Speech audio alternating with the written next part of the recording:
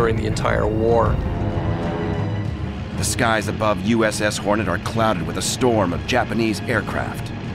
From his battle station on the starboard 5-inch battery, Earl Miller has a front row seat to the enemy assault. I saw some silver aircraft going over, and ours weren't silver, ours were blue. All the ships in the group all opened fire. Things really happened from that moment on. 21 Val dive bombers and 27 Kate torpedo planes plummet out of the skies and pour down on Hornet. American ships open up on the armada of Japanese aircraft and blanket the sky with bursts of 5 and 1.1-inch shells. 3,000 yards behind Hornet, cruiser Northampton and her crew of tested veterans plow through the wake directly behind the carrier. We could see the dive bombers coming in probably up 15, 20,000 feet. And as you could start picking them out, because when they got down to around 15,000 feet, they were within range of the 5-inch 38 batteries. As the battle rages all around, Northampton waits to open fire. Her short-range 5-inch 25 caliber anti-aircraft guns just don't have the reach to hammer the enemy planes. Tense moments pass as her gunners await their orders. There's this agonizing wait. It's like the don't shoot till you see the whites of their eyes. Finally, the enemy planes drop down within range. Northampton opens up with everything she's got. So we started firing as soon as they got in range, and then you can see shell bursts actually begin to take effect, and occasionally you'll see a plane get hit and come down in a streak of fire. 5,000 feet above Hornet, the Vows begin their deadly assault. I looked straight up and I saw there was a dive bomber coming straight down. And as I watched him, I saw the bomb detach from the bottom of the plane. I said, oh, I hope this one's not for us. At the last possible second, it misses the ship and explodes in the water. But not all of the Japanese Vows have such bad aim. The next pilot is dead on.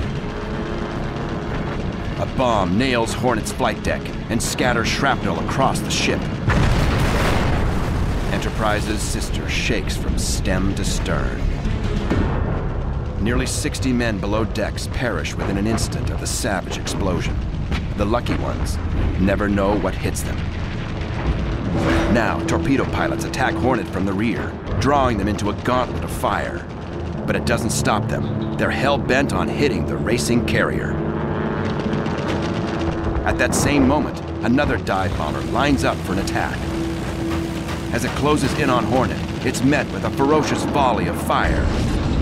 But it keeps on coming. The bomber pushes into a nosedive. Seconds later, it smashes right into the stack of USS Hornet. The plane bounces off the ship's island and crashes into the flight deck in a ball of mangled, twisted steel. 7 men aboard Hornet are killed instantly. The suicide plane has scorched the tripod signal mast and has left a wing jammed in the smoke funnel. Aviation fuel burns through the flight deck. And the nightmare is only beginning. 2 torpedo planes survive the rapid fire of the task force guns. They come in from the southeast, release their torpedoes, and blow 15-foot holes in the Hornet's hull.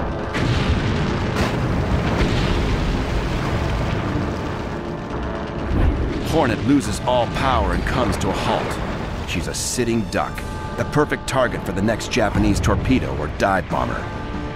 She doesn't have to wait long for the next brutal blow. Another burning Vow closes in on the listing carrier. Her crew watches as the smoking bomber passes eerily around the bow and comes screaming in from the port side.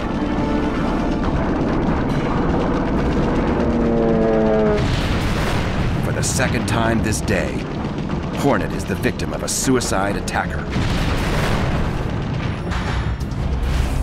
10 miles away.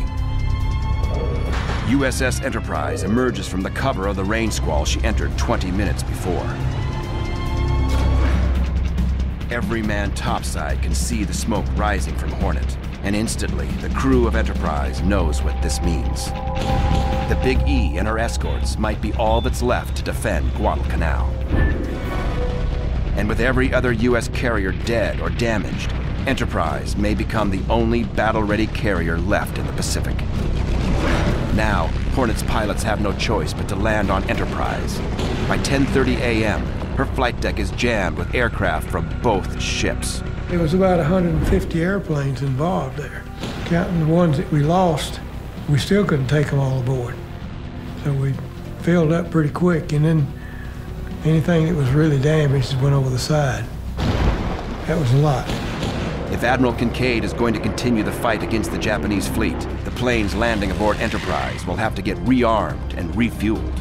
And with the deck loaded with aviation fuel and bombs, Enterprise is now an explosive target. She'll have to launch the air groups fast or risk getting blown to pieces. But in a few minutes, an overcrowded flight deck will be the last of the crew's concerns. Another Japanese air assault is on its way. Imperial warplanes have managed to knock out one American carrier. Now it's time to unleash hell upon the Enterprise. 18,000 feet below, radar operators on Enterprise report a flight of incoming Japanese dive bombers. Her captain directs the ship into a left turn, an erratic course to deflect the enemy planes. For many of the Big E's pilots, it's too late to launch. They're trapped aboard the Enterprise. Anti-aircraft batteries open fire as 25 dive bombers plunge out of the sky and head right for USS Enterprise. The anti-aircraft guns of the fleet just laid a terrific barrage of anti-aircraft fire up and knocked so many of them down. Bruce McGraw and the men below decks can judge the distance of the incoming attacks by the changing sounds of Enterprise's guns. As the Japanese get closer, a different weapon opens fire. When our 5-inch anti-aircraft guns went off, which is the big boom, well, we knew they were in range of the long-range guns. Then when the 40 millimeters started going off, then we knew the Jap planes were getting closer to us. And then when the 20 millimeters started going off, we knew we were pretty close to where we could get hit.